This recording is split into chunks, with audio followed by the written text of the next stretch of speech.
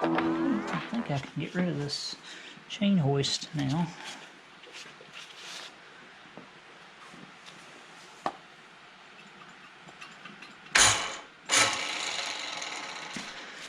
Okay, all the weight is on these bolts. I can remove them and clean around them.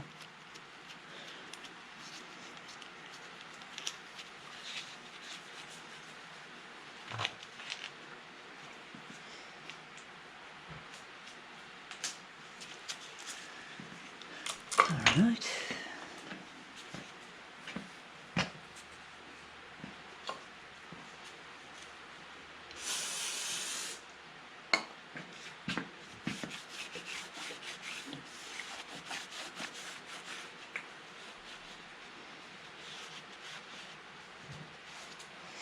And then big bolts are a trick.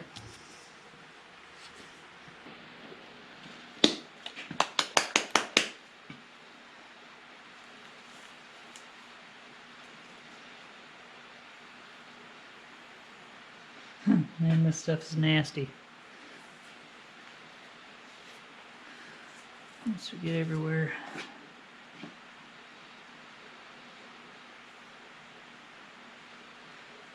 But you ain't really got to worry about it setting up before you get your parts together.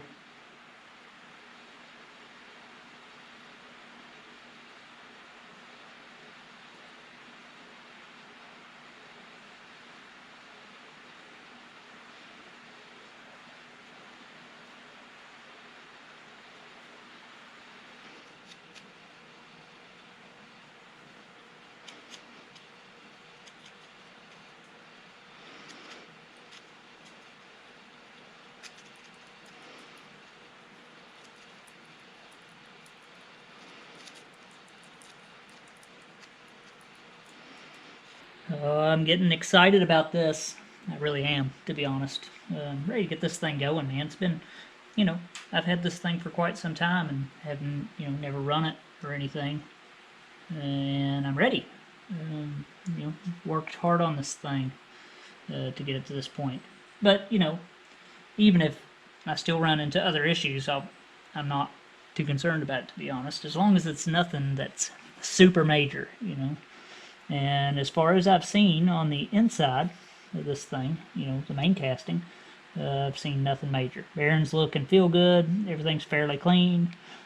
Of course it's a used mill. It does have some wear in it, but nothing major that I've seen. So I'm excited. We'll see what the knee acts like. But probably okay. These things are notorious about the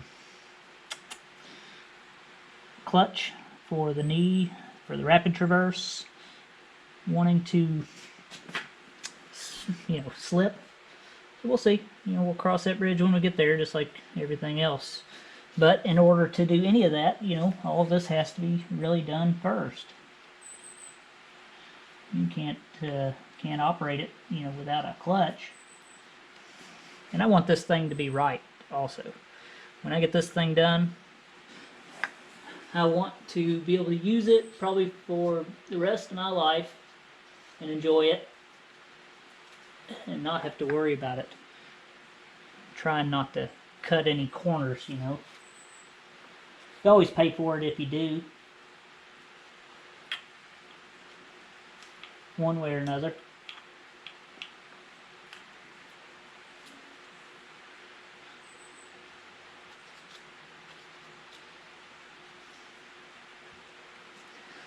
Alright, that is that whole surface. Now I am going to paint the back side of this just lightly, so it has two surfaces that are tacky and then they come together and hopefully that will seal. Okay, I think that's it. I coated just a light coat both sides. So alright guys, now I left this section of the video kind of long and pretty much uncut, and I did that just to show things don't always just slide together for me. So I struggle with this a little bit. I mean, we get it in the end. If you want to fast forward, that's fine, but if you want to see pretty much what I went through, and just hang in there. I think it turned out pretty good in the end, and I'm really happy with it. It was not real easy though. It fought me a little bit.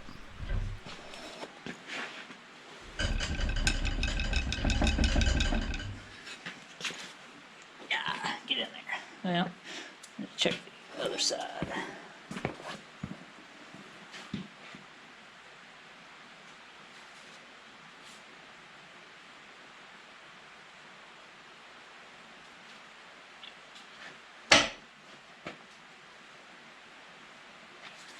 Okay, it looks like everything's okay. The little bulb on the end of the clutch was a little popped up, but oh, that was it.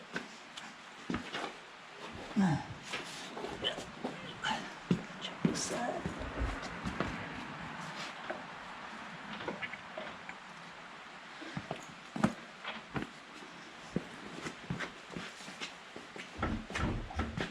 Something, not that.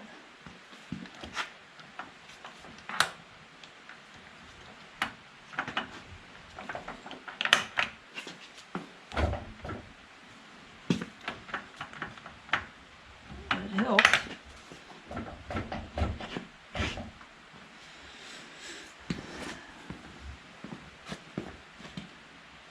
Oh, I know what it is. I got the clutch open.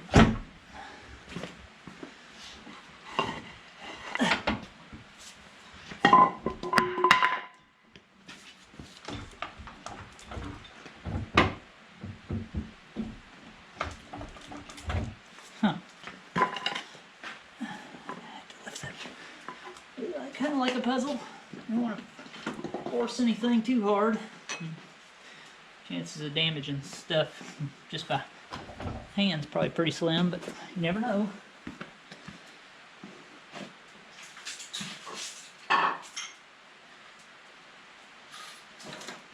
We got a spring and a nut over here that goes on the end of the shaft. I'm just going to put that on there.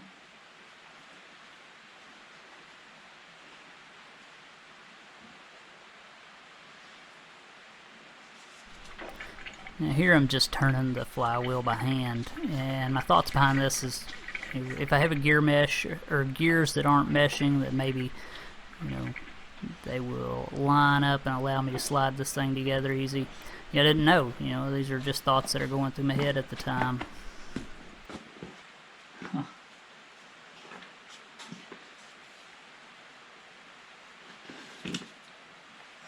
Before I get too carried away.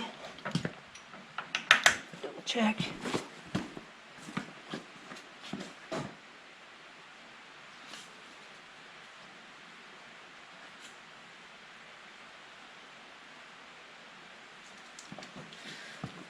Okay. Pull it back out a little bit.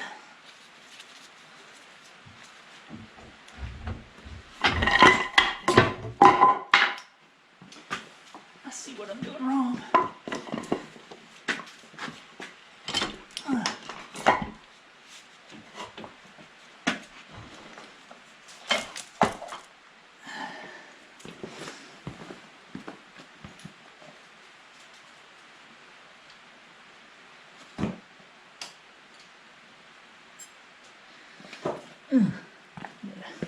One of those paws.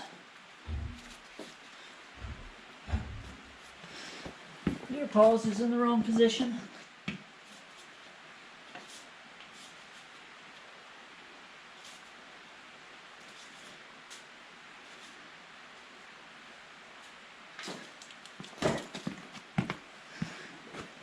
Okay, just a little issue. One of the forks had moved one of the gears a little out of the way. Hopefully now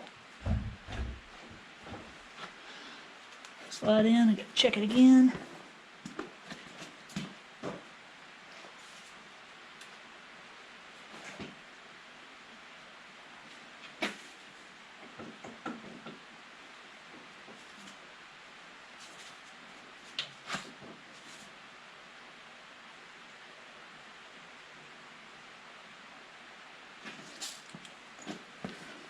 It's good.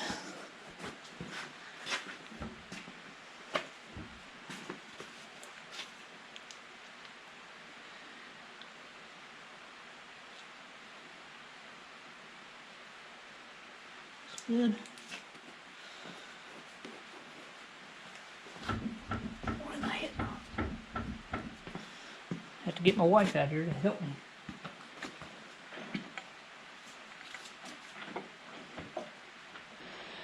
Alright, so slid it back out just a little, and you know, I really don't see anything that's wrong.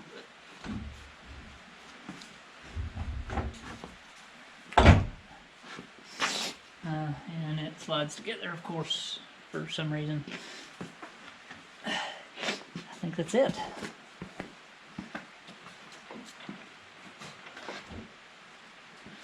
It's got it. No?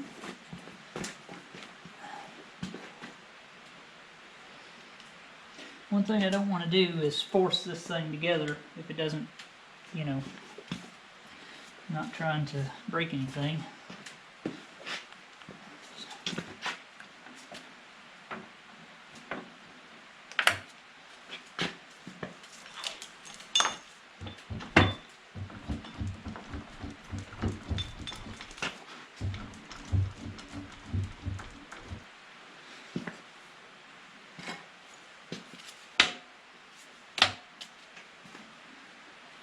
It's pretty much in there. Pins are aligned.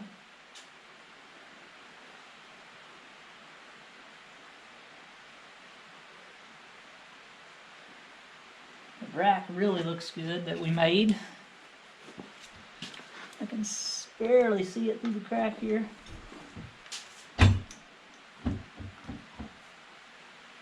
I think there's a couple dogs down here that are not aligned though. Just no big deal though. We'll figure it out.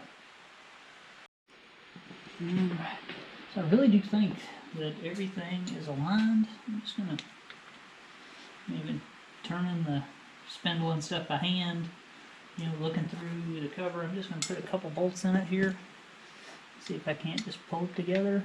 I mean, the pins are in, it could just be resistance from the pins. I'm not going to force anything.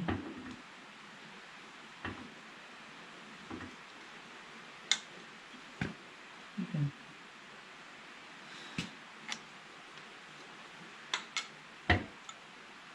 Is that the pins, you know? I mean, it's not... I think that's what it is. Yeah. We got it.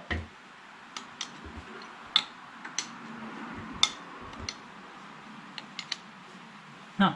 Well, there you go. Wasn't really that bad. A little confusing, you know. You don't want to... You definitely don't want to jam anything. You know, that's the last thing you want to do. Break something now.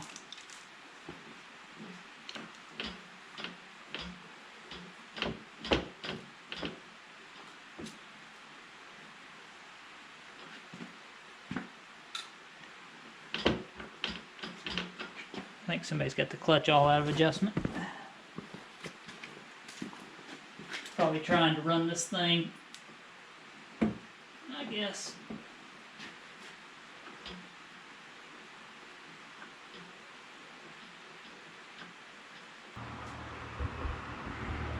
Yep, I believe so. I believe they got the clutch adjusted all tight, thinking that it had a clutch issue when really, you know, it had a shafting issue. So let's go around to the other side and look at that. Alright, so when I pull the clutch, this should come out, you know, I think, and rest on the ends. It's just kind of sticking, and this feels like it's solid, so I'm going to let some of the tension off this clutch, and I guess you just pull it and rotate it.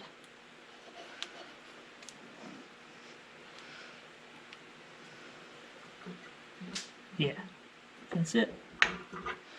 So it's just too tight.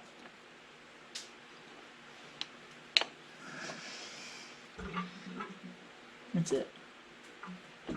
Okay, and then this needs screwed in so it pulls it closed.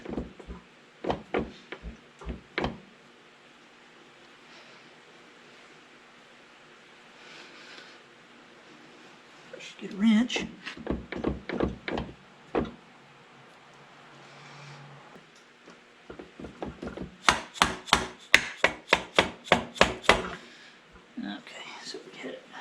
too much.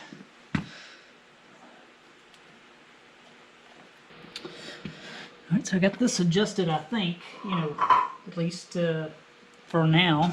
And I'll stick this pin in here. Bend it out. So now when that's the clutch engaged, it just pushes these fingers and sandwiches this plate. You can see it has all these teeth here. That's where the clutch plates engage, and it has basically the same thing on the inside under this plate, and the plates are stacked every other, just like a clutch in really anything. So I think that'll work. Disengaged, spins freely, and engaged. So now I think all I need to do is test run this motor, which I've already done, but to make sure that I get the wiring in the proper direction, because I don't want to run this thing backwards. Supposedly you can damage it. It is clearly marked on the pulley which way this should rotate. So once we do that, we can put some kerosene inside the crankcase and in the knee. We can try to run this thing, which I think is going to be really exciting, and then drain it out and put some oil in it if I can ever buy the oil. That's where I'm at right now. I just haven't bought it yet, but I know what I need. I just got to find it and then pay for it.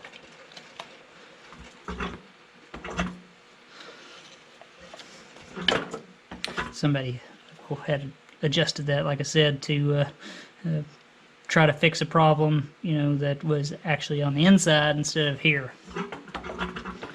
Works like it should. And I've cleaned all, yeah, it's filled up for sure. Cleaned all of the bolts, and I'm just gonna put a little bit of this sealant on the threads. It won't lock them in there, but it'll hopefully keep them from leaking.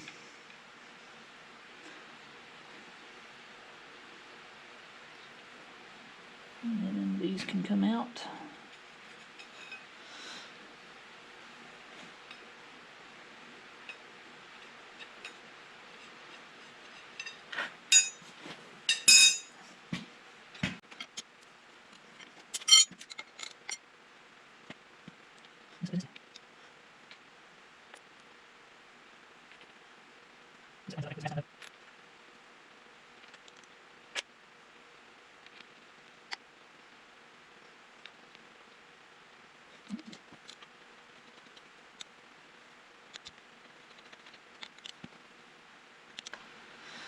It feels nice to have this thing together again.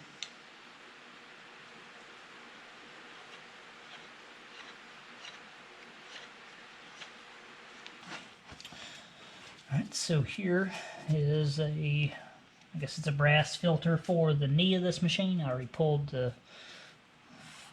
this out, cleaned it, and let this thing drain a bit.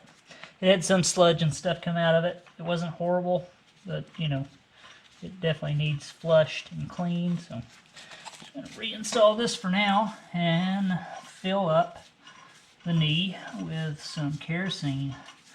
And I'm going to let this soak in here for a little while. I've still got to run the wires and stuff for to test run this thing. So I still got a lot to do. So in the meantime, I'm going to fill up the knee with kerosene, but I'm not going to fill up the main casting yet. The knee of this machine, this section here, not the main casting, is a gearbox all on its own, for those who don't know. It has an oil reservoir, it has an oil pump, and all that stuff, just like the main casting does. So if I'm going to clean up this one, I'm going to flush this one out at the same time. So, like I said, I'm going to fill this up and let it soak for a while till I'm ready to test run this thing, and hopefully, we'll do that soon. Alright, so I'm just set up here. Just got a funnel running down into the main casting fill hole, and I'm going to pour some kerosene in it. This is a gasoline jug. It's the only jug I got, so kerosene's expensive. I'm just going to pour it in here, let it soak for a while. I'm not going to fill this thing completely full. what the manual recommends. Hopefully this stuff will break up some of that goo that's in there. And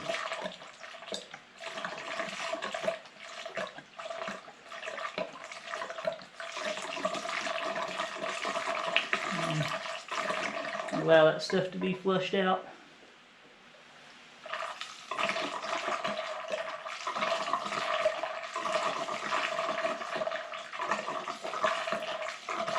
Only got probably about a gallon out of it, of oil. Maybe a gallon and a half. That's just a guess.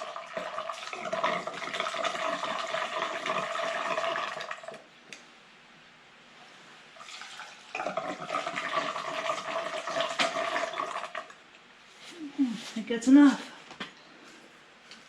Just let that soak in there. Hopefully it'll help break up some of that stuff, and then when we run it, you know, it'll circulate through all the oil passages and stuff in there. It'll get churned up and break loose all that, you know, 70 years of debris and grit and whatever's in there. And then I'll pull the plug and, you know, drain it out, fill it full of fresh oil, and hopefully it'll be good. I'm going to do the same thing to the main casting, but I'm going to wait on it till I'm ready to run this thing.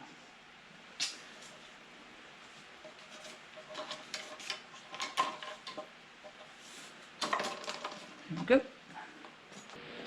Alright, so now that this thing's full of fuel, if I'm not mistaken and didn't read the manual incorrectly, it should start right up.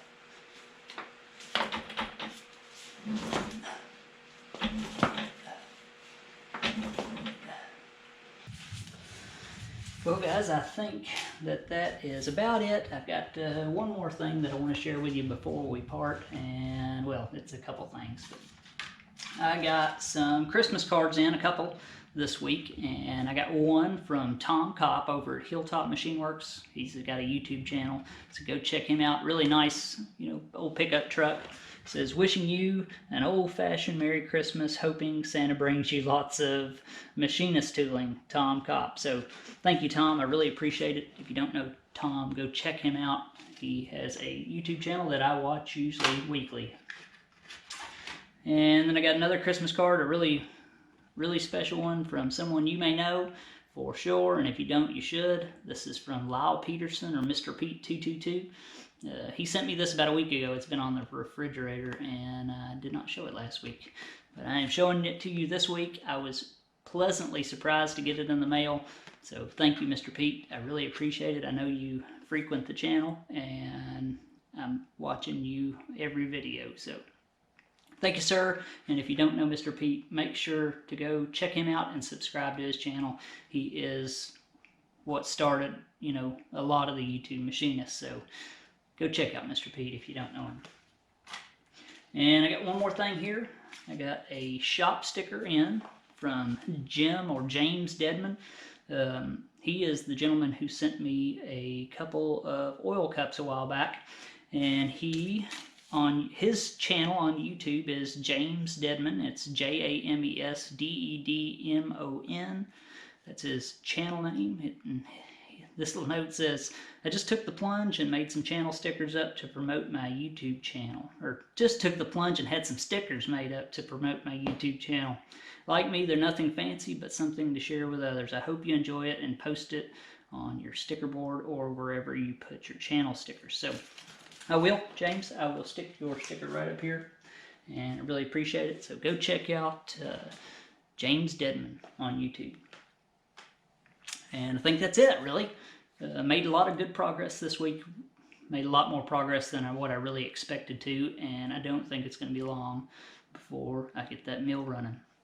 Still got to flush it all out. That's probably what we'll do next week. You know, get it ready to fill with oil and stuff. I still haven't bought my oil yet. You know, there's a lot of choices out there, and I just haven't dropped the coin on it yet. So, got to do that still. Got to get me another belt, but I think that I've got at least what I need to flush this thing. So, we'll probably do that, you know, and who knows what else. It's always, you know, always worry about tomorrow when it comes, and I do what I can today. So, thanks, guys. I really appreciate you guys watching. Like I always say, thanks for spending an hour or so with me every week.